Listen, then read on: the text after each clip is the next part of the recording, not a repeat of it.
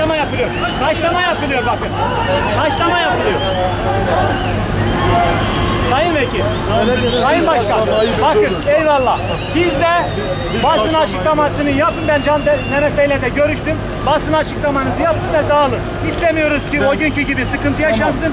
İstemiyoruz ki hiçbir vatandaşımız, hiçbir iş yeri, kurum zarar görmesin.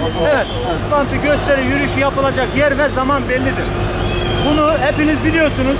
Sayın Vekil de bunu biliyor, kendisi hukukçudur. Lütfen şu ya istediğiniz talep tamamıyla kanunsuzdur.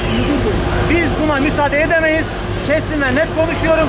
Bu saat itibariyle basın açıklamanızı yapın, dağılın. Aksi takdirde müdahale edeceğiz. Kesin ve net, açık, artık sonlandırıyorum lütfen.